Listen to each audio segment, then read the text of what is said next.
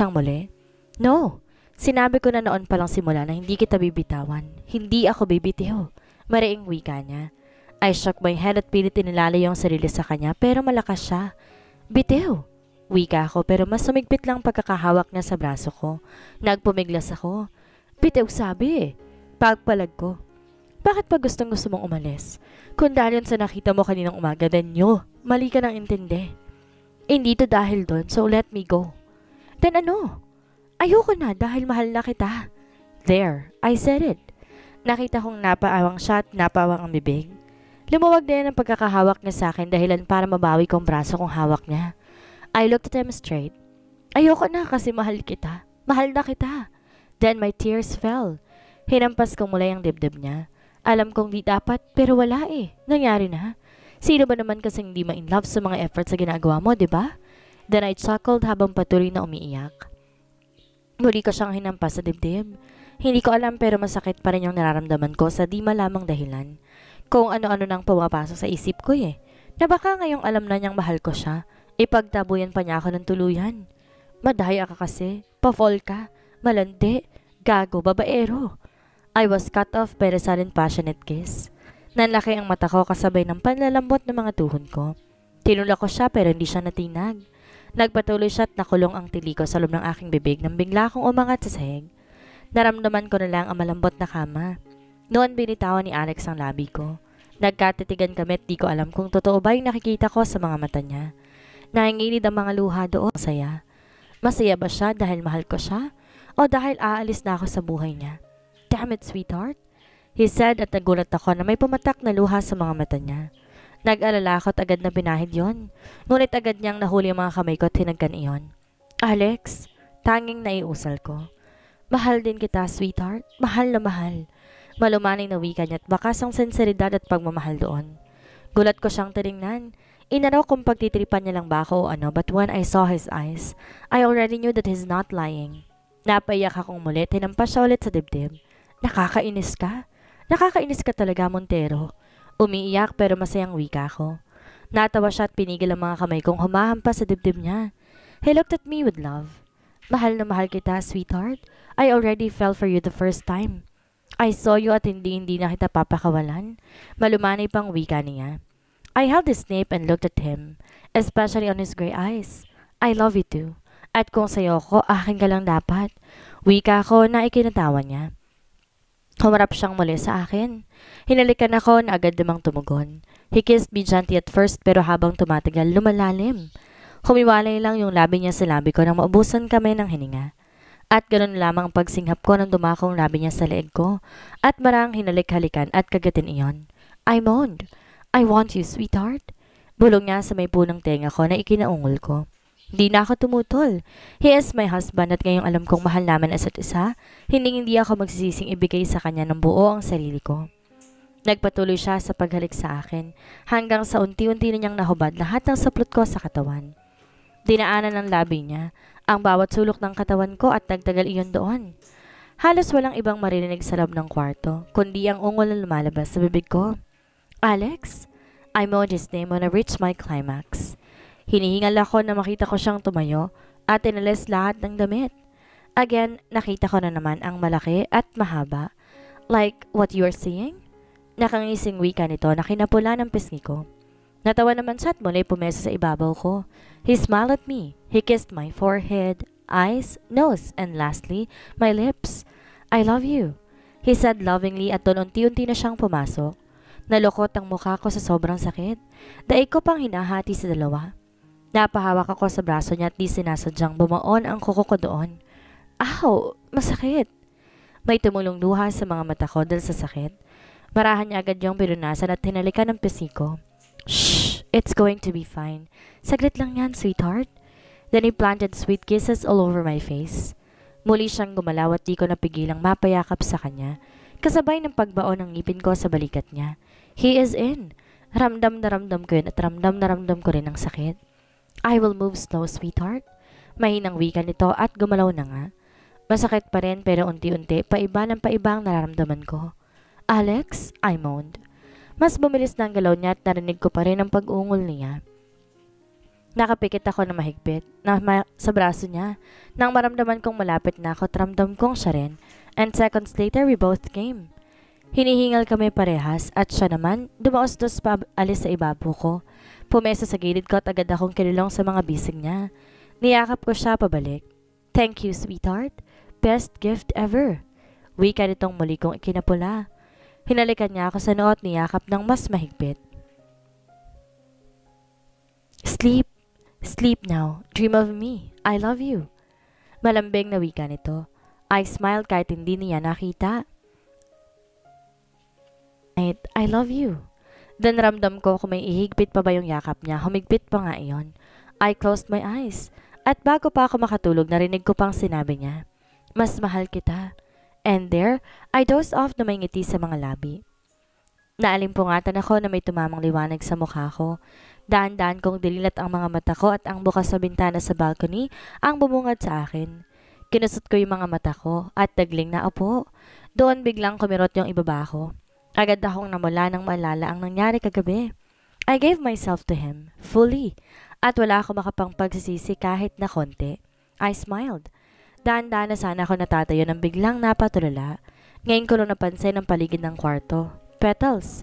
May iba't ibang kulay ng petals ng roses at nakasabog yun sa kamang kalihigan ko, maging sa sahig ng buong kwarto. Biglay may kung anong humaplos sa dibdib ko. He did all of this? I smiled because of that. Simple man pero nakakakilig. Tumayo na ako at tutuwang sinundan ang tingin ng mga petals ng bulaklak. Nagdiretso na ako sa CR habang kip-kip ang kumot sa hubad kong katawan. Agad ako naligo at ilang minutong tinagal ko sa CR. Nang matapos, agad akong lumabas at ang gwapong nakangiting mukha ng asawa ko ang bumungad sa akin. Hey! Malambing na boses na wika ni Alex at nilapitan ako. Hinalikan siya sa mga labi. Tiligon ko ang halik niya at impit akong napatili ng bigla, buhatin niya ako. Inihiga sa kama matapos ay pinaghahalikan ng leeg ko. Natatawang hinampas ko siya sa braso habang tinitigan ko siya sa mga mata. Kaya nga ang landi mo na naman eh. Natatawang sabi ko na nakapagpatawa rin sa kanya. Nasa ibabaw ko pa rin siya at wala kaming ginawa, kundi magtitiga na para ba nagkakaintindihan na kami kahit walang salitang lumalabas sa bibig namin. Buwaba ang mukha niya sa mukha ko. Magaang hinalikan saglit ang mga labi ko. Then he kissed me on my forehead. Again, he kissed me on my eyes. He kissed my nose. This time, he kissed my cheeks. Then he looked at me straight from the eye. You, I love you, sweetheart. He said those words with sincerity and at love that made my heart beat faster. I held his lip and gave him a light kiss on his lips. I love you too. I told him at nakita kong pagsili ng tuwa hindi lang sa kanyang labi, kundi maging sa kanyang mga mata. Sinubsob niya ang mukha niya sa may leg ko at dinaganan ako. Yes, mabigat siya pero wala akong pake. Gusto ko ganito siya, malambing at sweet. Hinaplos ko yung buhok niya at gano'n na lang ang pagtili ko nang bigla niyang pinagpalit yung pwesto namin, dahilan para mapunta ako sa ibabaw niya. Hinampas ko siya sa dibdib na ikinatawa lamang niya. Pero muli ako napatili nang upo siyang bigla at nasama ako. Napayakap ako sa kanya. Nalaki ang mata ko nang buhatin niya ako. Nalagay ang mga binti ko sa bewang niya. Stay still, sweetheart. Kakain na tayo ng breakfast. Let's go downstairs at baka pag nagtagal pa tayo, sa kama ikaw nang almusalin ko. Pilyong wika nito na kinapul ako ng aking mukha, dahilan para kagatin kong tenga nito. Natatabang iniwas niya ang tingin niya sa akin at sakto nasa kusina na kami. Tinignan ko ang lamesa at nakita kong maraming pagkain doon. Biglay nakaramdam ako ng gutom. Mga alis na ako sa pagkakabuhat niya sa akin nang bigla siyang umupo at tinangay ako. Ang ending, nakakandang ako paharap sa kanya. Buti nilang pala talaga at nagbihis na ako sa CR kanina bago pa ako lumabas. I am wearing a white t-shirt at boxers ni Alex. Mas komportable kasi ako kapag maluwag ang suot na damit, lalo ng pang ibabang saplot dahil hanggang ngayon, masakit pa rin ang ibaba ko. Napangiwi ako sa naisip. True to words, masakit pala talaga pag first time at mas masakit pala iyon kinabukasan. Ako nang may humalik sa labi ko. Pilit kong itinutulak si Alex pero ayaw niyang bumitiw. Patuloy siya sa paghalik hanggang sa tugunin ko na iyon. Naghiwalay lang ang mga labi namin na maabuso na kami ng hininga. Hinihingal na naisandal ko ang noo ko sa noo niya. He smiled, then hinaplos niya yung pisngi ko. I love you, sweetheart, he told me. Kinikilig ako, promise. Lumayo ko ng konti at ginayang ginawa niya sa akin, kani-kani na lang. Hinalikan ko yung noon niya, mga mata, ilong, pisngi at mga labi. Matapos ibababa ang labi ko sa leeg niya at kinagat iyon nang madiin. Napasingap siya at natatawa naman akong lumayo. Di makapaniwalang tinignan niya ako sabay tanong, "Did you just put a hickey on my neck, sweetheart?" Gulat na wika nito. I grinned at him. "No, it's my mark. I bet you because I am marking you as mine." Biro ko pero mukhang seryoso niya dahil bigla siyang umisi at tinaas baba ang kilay. Nilapit niyang mukha sa akin at wala ako nagawa para makalayo. Dahil mahigpit ang kapit niya sa bewang ko. "Then bet me anywhere, sweetheart. Dahil pag-aari mo naman ang buong ako." At mapungay ang mga matang anisihan niya ako sabay kindat. Natatawang kinarot ko naman yung ilong niya. Pero mabilis ang loko dahil agad akong hinila at muli natagpuan ko na naman ang sarili kong hinahalikan niya. "Well, it's not that bad to marry this maniac billionaire." Alex POV. "What?" She asked me habang nakakunot ang noo. "I love you." Nakita kong pagpula ng mga pisngi niya at bigla akong hinampas sa braso. Nakinatawa ko na lang. Nasa isang restaurant kami at kumakain. It is already 8 p.m. in the evening. "Kumain ka na. Mamaya ka na lumandi." Brutal na wika nito na nakapagpailing at ngiti sa akin. I really love her. Di ko alam kung kailan nagsimula pero basta ang alam ko, gusto ko lagi siyang nakikita. Nakakasama at naaasar. Kahit kakaiba mga lumalabas sa bibig niya all the time, okay lang. Basta feeling ko kahit anong gawin, sabihin at ipakita niya, okay lang kasi sa kanya yun ang gagaling. "Stop smiling, Montenegro. Nakakatakot ka na." Nabaling ang atensyon ko sa nakangiting mukha ng misis ko. I grinned at her. "Okay lang. You can say anything, sweetheart. Mang-asar ka, manlait. Do whatever you want as long as mapapangiti kita at mapapasaya." I sincerely told her na nagpalamlam sa mga mata niya. She looked at me straight from the eyes and eventually she gave me a lovingly smile. "I love you, Montenegro. I really do." Malambing pang wika niya na nagpabilis lalo sa pagtibok ng puso ko. I held her hand and kissed it while still staring at her angelic face. "I love you more, Mrs. Montenegro. At wala ka nang kawala." Nancy's POV. So sa tagal mo nagtrabaho sa bar ko bilang isang singer na hindi mo man lang naisipang sabihin sa akin na asawa ka pala ng kapatid ko? Nakataas ang kilid na tanong sa akin ni Boss Blaine. I looked at him at binigyan siya ng alanganing ngiti. Yes, nagtatrabaho ako sa bar na pag-aari niya. Singer ako doon. Doon biglang naisip ko, yung huling pagpo-perform ko sa bar niya, hindi pa kami ni Alex. Biglaan lang ang lahat at halos 2 linggo na hindi ako bumabalik sa pagkanta kaya hindi ko rin nasabi sa kanya. Tsaka diba, secret lang din ang nangyari sa amin ni Alex. Kaya paano kung sasabihin sa kanya, nakasal kami ng kapatid niya? Paano kung sasabihin na nagsimula ng lahat sa isang deal? Sa deal na nagdala sa amin ng kapatid niya para mahulog sa isa't isa. But then reality hits me. The deal. Yes, nagkaaminan kaming mahal namin ng isa't isa pero hindi pa rin namin napag-usap. Hey, are you still with me? Sabay pilantek ni Boss Blaine nang daliri niya sa harap ng mukha ko. Napaigtad naman ako at napakurap. Ha? Kinunutan niya ako ng noo. Ano nga po ulit yung sinasabi ninyo? Tanong ko. He shook his head while smiling. Hinawakan niyang ulo ko at ginulo yung buhok ko. Lumilipad na naman yung utak mo, Cardozo. Natatawang wika nito na ikinasimangot ko. Si boss pumisit pa rin no? Busangot na wika ko na kinatawa niyang bahagya. Napatitig ako sa kanya. Boss Blaine is most likely like my husband Alex. Yes, magkamukha sila. Walang pagkakaiba sa mukha nila pero kahit minsan di ako nilito kung sinong asawa ko at sinong boss ko sa kanilang dalawa. Magkamukha sila, masayahin. Tayong pinagkaiba nga lang pag umiti ang asawa ko, umaabot yun sa mga mata niya. Pero pag si Sir Blaine ang umiti, kapansin-pansin, puro ng lungkot ang mga mata nito. And me being curious, napaisip ako, anong dahilan sa lungkot sa likod ng maganda niyang ngiti? Bali-balita kasi, nasa kanilang 3 magkakapatid, si Sir Blaine ang pinakamasayahin. Pero sa nakikita ko parang di naman. What's funny? At ba't ka tumatawa kasama ng asawa ko?